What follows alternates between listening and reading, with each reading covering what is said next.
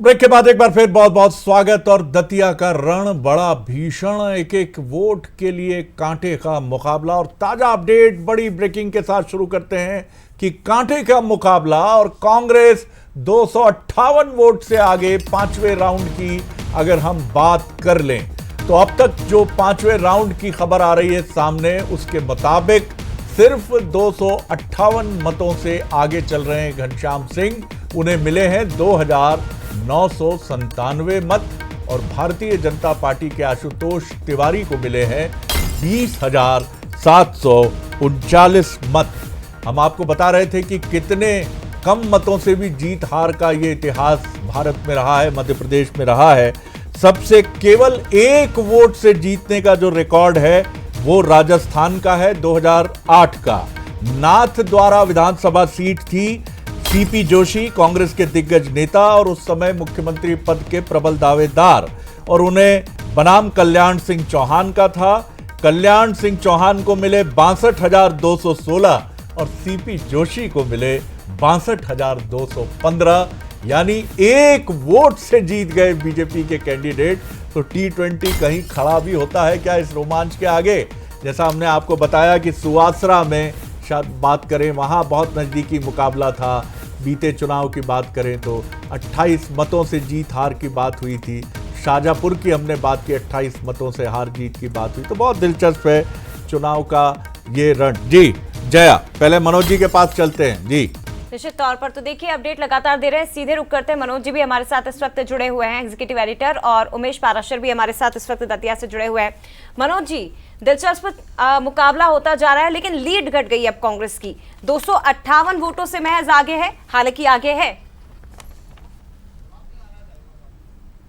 देखिए, लेकिन आगे होना भी ये बता रहा है कि चुनाव बड़ा दिलचस्प है और बहुत टक्कर का है। शुरुआत में जो क्षेत्र दिखाई दे रहे थे, वो गोराघाट की बात करें या फिर हम बाकी जो क्षेत्र शहरी, तो उससे भारतीय जनता पार्टी ने हल्की बढ़त ली थी।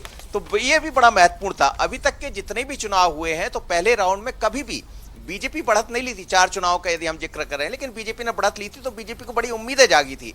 पर जैसे जैसे अब राउंड बढ़ रहे हैं, चौथे राउंड के बाद पांचवीं में लीड कम हुई है, पर लीड तो बनी हुई है। और जैसे जैसे लीड बढ़ रही है, बनी हुई है, तो उसको लेकर धड़कने बीजेपी के भीतर भी है। तो बहुत ही कसमकस है। लेकिन तीसरा जो व्यक्ति था दामोदर यादव, वो सेंध लगाने में सफल रहे। अब सेंध किसको लग रही है वो दिखाई दे रहा है, यानी दोनों दलों को उन्होंने नुकसान पहुंचाया है। अब जो सीट है बड़ौनी या बसई क्षेत्र की हम बात करें तो उस तरफ की गिनती हो रही है, और वो क्षेत्र भी बीजेपी का कहा जाता था। लेकिन वहां से भी यदि 250 के लगभग कांग्रेस बढ़त ले रही है, तो मुझे लगता है कुछ ज्यादा हलचलें बीजेपी के। अब देखिए, बीजेपी के बहुत सारे लीडर इधर खड़े हैं, चेहरों पर भी आप भाव देख रहे हैं। ये सब वो थे जब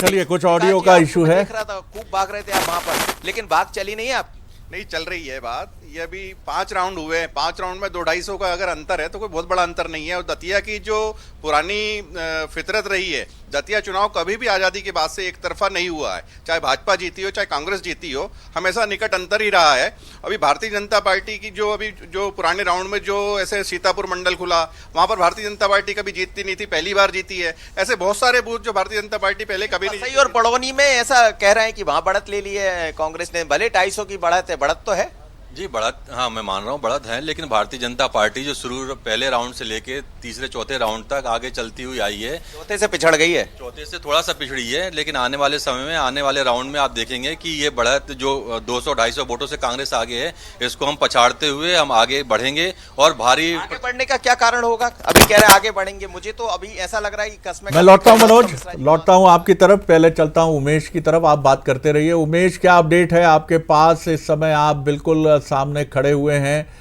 मतदान केंद्र जहां काउंटिंग हो रही है, क्या अपडेट है आपके पास? जी उमेश। शरद जी, अभी जो 5 राउंड पूरे हो चुके हैं और इसमें अभी कांग्रेस 258 वोटों से अपनी बढ़त बनाए हुए, हालांकि जी देखा 833 वोटों से आगे थी, लेकिन अब ये बढ़त का अंतर कम होता हुआ नजर आ रहा है। जिस तरह से हमने कांग्रेस प्रत्याशी घनश्याम सिंह से बात की, तो उनका कहना है कि ये जो गांव का माहौल है, गांव की ईवीएम अभी खुल रही है। बड़ौनी की बात की जाए, उपराव की बात की जाए या गोराघाट की बात की जाए, लगातार कांग्रेस जो है वहां पे बढ़त बढ़ाई हुई है। लेकिन अभी इस बढ़त का अंतर जो है, जब शहरी क्षेत्रों की ईवीएम गिनती शुरू होगी तो उन्होंने कहा कि बम्पर वोट है जो कांग्रेस के फेवर में आएगी और कांग्रेस निश्चित तौर पर ही चुनाव जीत रही है, इस तरह की कांग्रेस के जो प्रत्याशी घनश्याम सिंह का कहना है। लेकिन हम देख रहे हैं कि कांटे का मुकाबला यहाँ पर देखने को मिल रहा है, बहुत ही कम अंतर साफ तौर पर दिखाई दे रहा है। लेकिन इसमें दामोदर यादव ने लगातार बढ़त बनाई है, तकरीबन 5 राउंडों में 10,000 से ज्यादा वोट ले चुके हैं। यानी कहा जा सकता है कि तीसरा जो दल है वो लगातार जो है टक्कर में है, और यही वजह है कि कांग्रेस और बीजेपी को नुकसान होता हुआ इसमें नजर आ रहा है। यही वजह है कि बढ़त भी कांग्रेस और बीजेपी कम होती हुई नजर आ रही है। अब छठा राउंड शुरू हो गया है, छठे राउंड में जो ग्रामीण इलाकों से कांग्रेस बढ़त होती है या बीजेपी फिर अपनी लीड हासिल करती है, यह देखना दिलचस्प होगा। जी बिल्कुल, और ये काफ़ी इंटरेस्टिंग चीज़ है कि अब रूरल जो काउंटिंग के लिए ईवीएम मशीन्स है वो खुल रही। जो मेहमान मेरे साथ हैं, आप दोनों का बहुत शुक्रिया, बने रहिएगा अपडेट्स के साथ। स्टूडियो में हमारे साथ जुड़े हैं दिनेश निगम त्यागी जी, मध्य प्रदेश के वरिष्ठतम पत्रकारों में से एक, बहुत स्वागत है दिनेश जी। डॉक्टर दिनेश वाजपेयी हैं, सीनियर लीडर हैं भारतीय जनता पार्टी के, नागरिक आपूर्ति निगम के पूर्व चेयरपर्सन हैं, उनका बहुत स्वागत है। और साथ ही हैं अमित तावरे जी, युवा नेता हैं कांग्रेस के, और सबकी निगाहें टिकी हुई हैं। पहला सवाल त्यागी जी आपसे ही, जैसा हमने अभी बताया कि नाथद्वारा का 2008 का चुनावी रण, और एक और बहुत दिलचस्प बात मैं अभी देख रहा था कि उस चुनाव में केवल 1 वोट से हारे थे सीपी जोशी, कल्याण सिंह चौहान जो बीजेपी के कैंडिडेट थे, और इसमें सीपी जोशी की पत्नी और उनका वाहन चालक वोट नहीं डाल पाया था, नहीं तो ये 1 मत से जीतने का आंकड़ा उनकी तरफ चला जाता। अब तक जो आपको नेक टू नेक दिख रहा है ये मुकाबला, 20,739 वोट तिवारी जी के हैं, 20,997 वोट घनश्याम सिंह जी के हैं। क्या आपको लग रहा है कि यही ट्रेंड अंतिम 13-14 राउंड तक, 16 राउंड तक हमको नजर आ सकता है? जी शरद जी, जब से चुनाव हो रहा है, जब से टिकट वितरण हुआ, तब जब से प्रत्याशी मैदान में आए, मुझे लगता है संभावना इसी तरफ जा रही थी। कांग्रेस में भी प्रॉब्लम थी और भाजपा में भी प्रॉब्लम थी। भाजपा में नरोत्तम जी थे, पूरी ईमानदारी से ले गए, लोगों को मनाया, लेकिन नाराजगी कैसी थी सबको मालूम है। इधर तो मतगणना के पहले ही आपके कांग्रेस के कैंडिडेट ने आरोप लगा दिया कि जो मेन वहाँ के पूर्व विधायक हैं उन्होंने बेतरघात किया, उनको पार्टी से कल निकाल दिया गया। तो उनको पार्टी से निकालते ही ऐसा लग गया कि जैसे कांग्रेस हार रही है, थोड़ा भाजपा के अंदर उत्साह का माहौल आया। लेकिन चुनाव कांटे का है, टक्कर का है शुरू, और ये पहला चुनाव नहीं है। आप पिछले 2 चुनाव देखिए, उसके पहले जब नरोत्तम जी जीते थे, कैसे जीते थे, कितने वोट से जीते थे। इसके बाद फिर अगले चुनाव में नरोत्तम जी हार गए कुछ वोटों से, और अब ये चुनाव था। इस चुनाव में जो लगातार भाजपा की तरफ से मेहनत कर रहे थे वो मैदान में नहीं है, मेहनत कर रहे हैं, प्रचार कर रहे हैं। भाजपा की अपनी व्यवस्था है, भाजपा का अपना मैनेजमेंट है, भाजपा की अपनी निष्ठा है नेताओं की, इस कारण वो इधर उधर नहीं जा सकते तो नहीं गए। लेकिन समर्थकों में नाराजगी कैसी थी सबने देखा था, तो रिजल्ट कैसा आएगा ये संभावना इसी टाइप की थी। हाँ, एक मेरा काल्पनिक सवाल है, आप अपनी बात पूरी कर लें, फिर उस काल्पनिक सवाल पर भी उत्तर दीजिएगा। हितेश जी की भी रिएक्शन लेना चाहूँगा। जी आप बोल लीजिए, पहले अपनी बात पूरी कर लीजिए। जी जी जी जी। तो ये संभावना इसी तरह की थी। जहाँ तक दामोदर यादव का सवाल है, जो तीसरे कैंडिडेट हैं आज़ाद समाज पार्टी के, तो ये बेसिकली काफ़ी समय से पिछड़े वर्ग के नेता के तौर पर उभर रहे हैं। और आप ये मान के चलिए कि पिछड़े वर्ग का वोटर जो ज़्यादा है वो भाजपा के साथ रहा है लंबे समय से। ये जो ज़्यादा वोट ले रहे हैं, तो आप दलित वलित छोड़िए, आज़ाद समाज पार्टी के हो तो जितना मिला होगा। मुझे लगता है पिछड़े वर्ग का वोट ज़्यादा ले रहे हो, और ये सीधा सीधा भाजपा को ज़्यादा नुकसान कर रहे हैं। तो ये जो स्थिति है कि कांग्रेस के राजेंद्र भारती ने कांग्रेस का काम नहीं किया, इससे इनको फायदा क्या हो जाएगा? क्या ये बीजेपी में चले जाएंगे? इसके बाद ये नुकसान पहुंचा के दामोदर जी अपनी स्ट्रेंथ दिखा के, इनको फायदा क्या होगा? देखिए, इनका ये तो दामोदर पहले कांग्रेस में भी रहे हैं जहां तक मेरी जानकारी है। बिल्कुल ठीक है। और अब वो अपनी अलग टिकट नहीं मिला तो अलग है। तो जो कुछ बीच के नेता होते हैं, जो जिनकी निष्ठा किसी दल के प्रति शुरू से प्रतिबद्धता नहीं है, तो वो इधर उधर होते रहते हैं। अब आगे क्या करेंगे, भाजपा क्या करेगी, ये तो भाजपा जाने। लेकिन अभी तो जैसे ये लगातार हम कह रहे थे संकट में नरोत्तम जी हैं, वहां का पूरा चुनाव नरोत्तम जी पर केंद्रित था कि अगर आशुतोष जीत जाते हैं तो अगला दावा भी आशुतोष जी का है, तो नरोत्तम को समस्या। अगर आशुतोष हार जाते हैं तो ये हो जाएगा कि नरोत्तम के लोगों ने हरा दिया। मेरा जो काल्पनिक प्रश्न है वो ये है, बीजेपी एक प्रयोगधर्मी पार्टी भी है, एक्सपेरिमेंट्स करती है।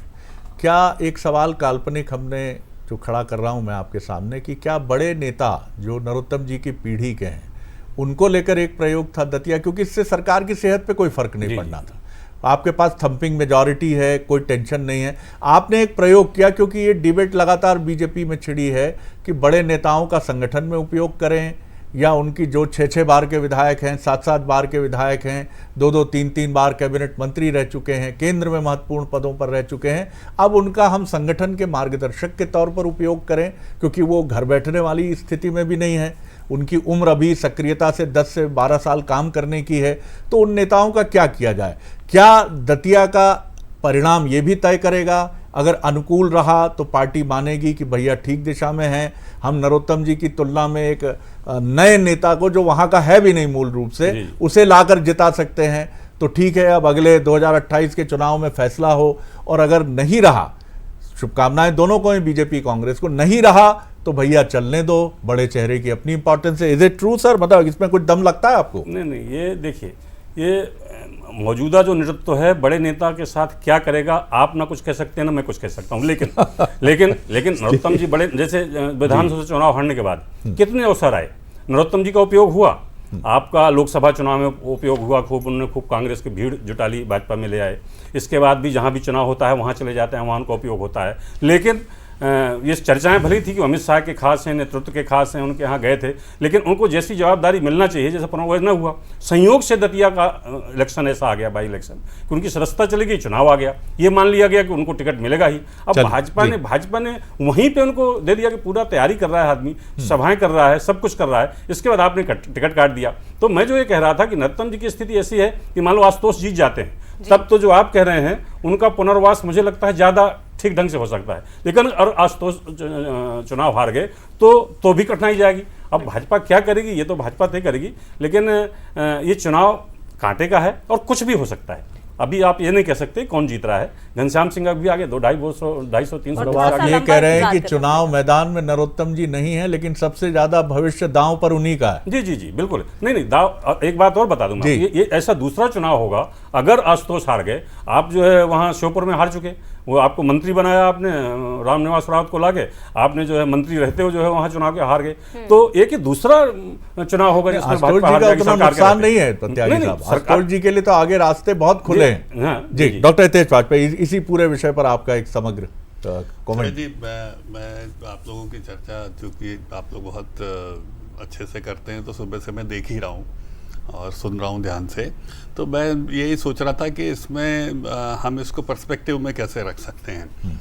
तो मैंने लास्ट ईयर इलेक्शंस के भी डेटा को कुछ देखा। तो पहले अव्वल तो ये हमारी हारी हुई सीट थी, और उस समय हम हार गए थे जब हमने वहाँ पर सारा विकास को लेके हमने कोई कमी नहीं रखी थी। आपने को भी पता है, चाहे मेडिकल कॉलेज हो, चाहे एयरपोर्ट हो, बहुत सारी चीज़ें हैं। तो हम कह सकते हैं कि विकास केंद्रित विषय चुनाव का नहीं रहा। इसके अलावा फैक्टर है, कोई भी चुनाव मल्टीफैक्टोरियल होता है, हम लोग जानते हैं इसको। फिर दूसरी बात, आप प्रत्याशी की आपने बात कही, या दिनेश ने नरोत्तम जी का उदाहरण दिया, मुझे वो भी न्यूट्रलाइज सा दिखाई देता है। वो इसलिए न्यूट्रलाइज दिखाई देता है कि इन सब आपके आर्गुमेंट्स के या तर्कों के को दृष्टिगत रखते हुए भी हमने अभी तक 5 राउंड हुए शरद जी, 5 राउंड में तस्वीर बदली है दतिया के पिछले चुनाव से। मतलब जो मार्जिन आप देख रहे हैं, आप बाकायदा पिछले चुनाव को भी रखेंगे तो हमने रिकवरी करी है। मतलब इससे आप नकार नहीं पाएंगे, क्योंकि जो मार्जिन राउंड में पिछली बार था, ठीक कह रहे हैं आप, हमने बात उससे हमने रिकवरी करी। ये मतलब आपके सामने ही है। और अभी और 10 राउंड लगभग बाकी है, 15 राउंड के आसपास आप मानकर चलिए कि चुनाव निर्णित होगा। तो मैं इसको पॉजिटिव देखता हूँ। तो इससे मुझे लगता है, चाहे नरोत्तम जी को लेकर जितनी भी नकारात्मक बातें की गई होंगी, मैं समझता हूँ कि उसका जवाब ये है 5 राउंड तक जो अभी हमारे सामने है, कि ये चुनाव पलटा है। अब वो कितना पलटा है ये हमको देखना है, इसमें कोई दो मत नहीं है। तो जो आप बात कह रहे हो, अब मैं उस पर आता हूँ कि फिर द मार्जिन ऑफ विनेबिलिटी में भी रिड्यूस्ड, तो ये चुनाव पलटा है ना, मतलब तो यही हुआ ना सारे।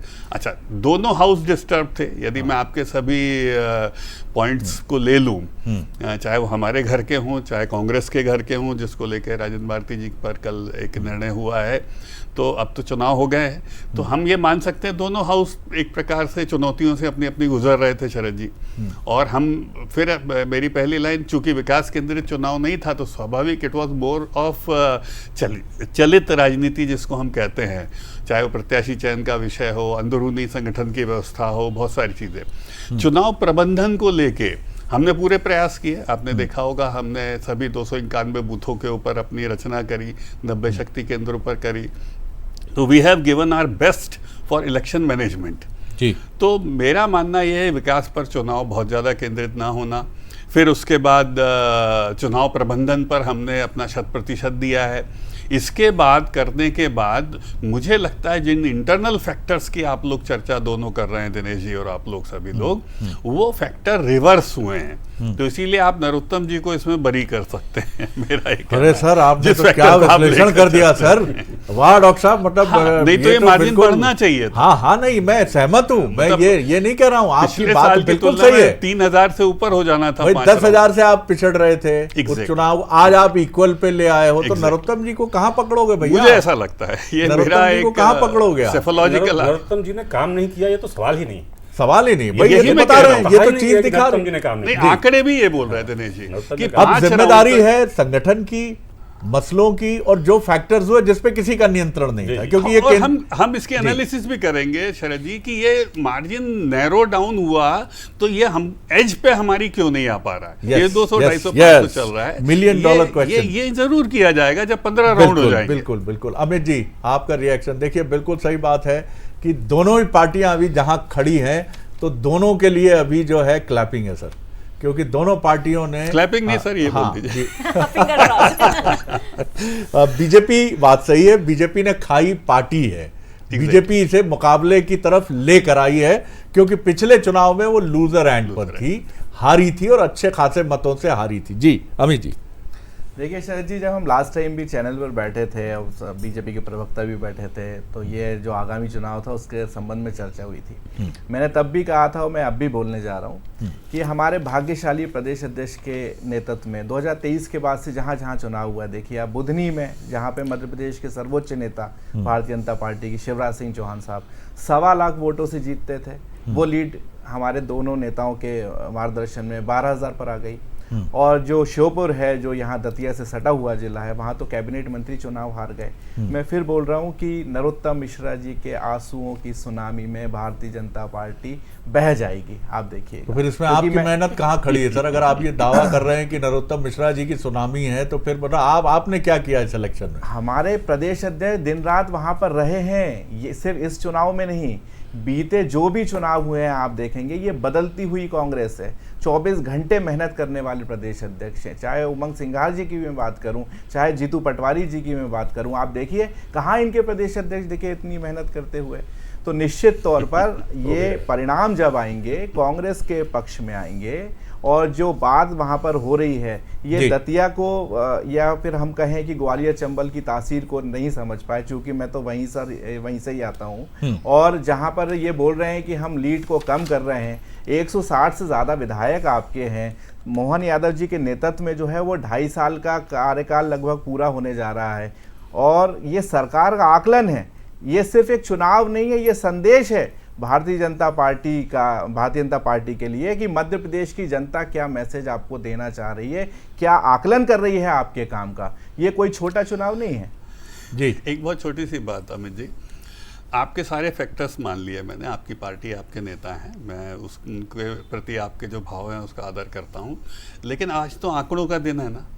मैंने इस बात 5 राउंड के आंकड़े आप उठा लीजिए पिछले चुनाव के और आज के चुनाव में, तो कांग्रेस के आंकड़े कम हो रहे हैं। ये आप समझिए इस बात को। व्यू में मतलब आप अपनी पीठ थपथपा सकते हैं, मुझे कोई उसमें दिक्कत भी नहीं, अपने नेता की तारीफ करना चाहिए, उसमें कोई दिक्कत वाली बात नहीं है, लेकिन जो आंकड़े कह रहे हैं आज हम उस पर बात कर रहे हैं। तो मुझे ऐसा लगता है कि आज इन आंकड़ों में बॉटम लाइन है कि हम रिकवर कर रहे हैं, अब वो जीत तक कितना पहुंचते हैं देखना है। और कांग्रेस जो है वो आंकड़ों में पीछा कर रही है गत चुनाव की अपेक्षा, आगे है, डेफिनेटली आप आगे हो, मेरी शुभकामनाएं भी हैं आपको, लेकिन पिछले चुनाव से राउंड टू राउंड यदि आप कंपेयर करेंगे तो we have recovered a lot. बिल्कुल सर।